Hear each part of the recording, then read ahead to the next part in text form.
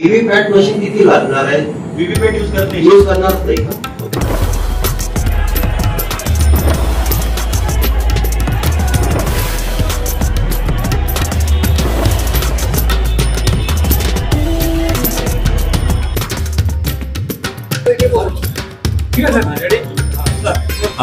सर्व electronic media आणि print मीडियाच्या पत्रकार मित्रांना माझा नमस्कार. आपल्या सगळ्यांना माहित आहे की आज काल स्टेट इलेक्शन कमिशननी प्रेस घेऊन येणाऱ्या नगर परिषदा नगरपंचायतांच्या इलेक्शनचा कार्यक्रम जाहीर केलेला आहे. त्यामध्ये मी थोडक्यात आपल्याला तो कार्यक्रम वाचून दाखवतो की जिल्हाधिकारी यांनी निवडणूक कार्यक्रम जाहीर करणे हा उद्या दिनांक 6/11 आम्ही पब्लिश करणार आहे. त्यानंतर नामनिर्देशन पत्र राज्य निवडणूक आयोगाने निश्चित केलेल्या वेबसाईटवर भरण्याकरिता उपलब्ध असण्याची कालावधी हा 10 ते 17/11 दुपारी 2 वाजतापर्यंत अलाउड राहील. त्यानंतर वरील नामनिर्देशन पत्र स्वीकारण्याची कालावधी सुद्धा 10/11/25 ते 17/11/25 दुपारी 3 वाजतापर्यंत राहील आणि यामध्ये रविवारी आणि सुट्टीच्या दिवसामध्ये आपल्याला हे अर्ज करता येणार नाही. त्यानंतर नामनिर्देशन पत्र छाननी हे 18/11/2025 सकाळी 11 वाजतापासून छाननीचा कार्यक्रम राहील आरोकडे. त्यानंतर ज्या ठिकाणी छाननी झाल्यावर ज्या ठिकाणी अपील नाही आहे त्या ठिकाणी नामनिर्देशन पत्र मागे घेण्याचा अंतिम दिनांक 19 ते 21 दिनांकला 3 वाजतापर्यंत राहील. त्यानंतर ज्या ठिकाणी अपील आहे त्या ठिकाणी ही तारीख 21/11 ते 25/11 पर्यंत अलाउड केलेला आहे. त्यानंतर निवडणूक चिन्ह अलॉट करण्याचा तारीख आहे 26/11.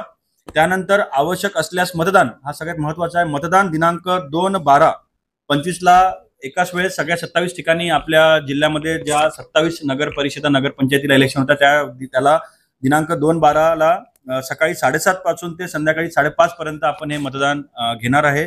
निकाल मतमोजणी व निकाल जाहीर करण्याचा दिनांक हा 3/12/2025 सकाळी 10 वाजतापासून सुरू होईल आणि सगळ्यात शेवटचं शासन राजपत्रामध्ये निकाल प्रसिद्ध करण्याचा तारीख राहील 10/12/2025 पूर्वी. हे आपल्याला करावं लागणार आहे. हा थोडक्यात निवडणूकचा कार्यक्रम आहे आणि आपल्या जिल्ह्यामध्ये जवळपास 27 ठिकाणी लोकल बॉडीचे इलेक्शन होत आहे. यामध्ये जवळपास 374 प्रभाग आहे, 546 सदस्य संख्या जे निवडणुकीला पार पाडणार आहे.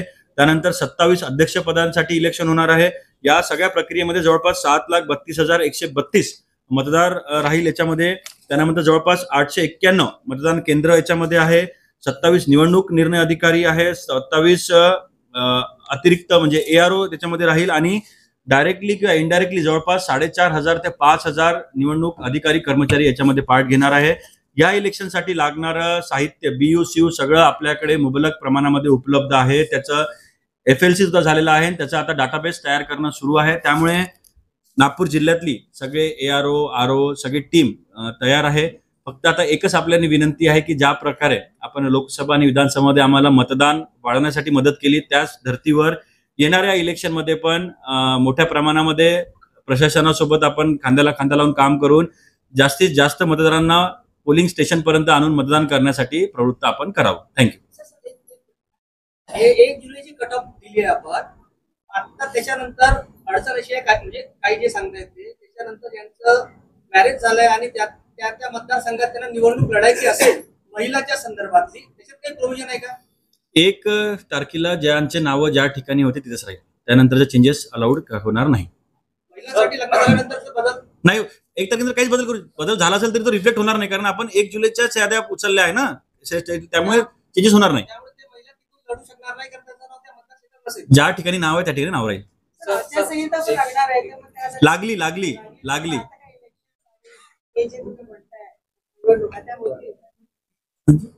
नाही इलेक्शन लागले म्हणून तर आचारसंहिता लागली मॅडम.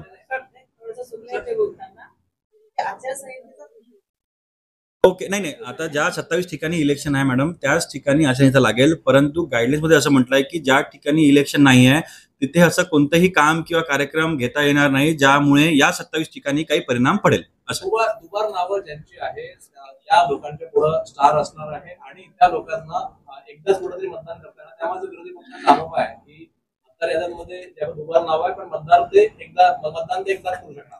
हो ना, मी ऑलरेडी सांगितलं हे दुबार मतदार आपण म्हणत नाही, संभाव्य दुबार म्हटलंय कमिशननी. त्यामुळे ज्यांचं 2 ठिकाणी नाव आहे त्यांना आम्ही आव्हान करू की तुम्ही कुठे करणार आहे त्यांनी आपलं पत्र आम्हाला लिहून द्यावं, मग तिथेच वोट करणार. किंवा जर आव्हानाला प्रतिसाद नाही मिळाला आणि त्यामुळे वोटिंगच्या दिवशी तो एकाच ठिकाणी वोट करायला जाईल, तिथं आम्ही त्यांच्याकडून हमीपत्र लिहून घेऊ की बाबा मी दुसरीकडे कुठेच केलं नाही, फक्त इथंच करणार आहे.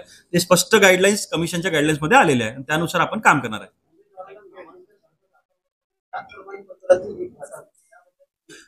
गाईडलाईन्स मध्ये असं आहे की नामनिर्देशन पत्र भरत असताना कास्ट व्हॅलिडिटी आवश्यक आहे, परंतु जर कास्ट व्हॅलिडिटी नसेल त्यांनी नामनिर्देशन पत्र भरण्याच्या आधीच त्यांच्याकडे कास्ट व्हॅलिडिटी सेक्शनला भरण्याचं ते रिसिप्ट जरी आली तरी त्यांना आपण भरू देणार आहे.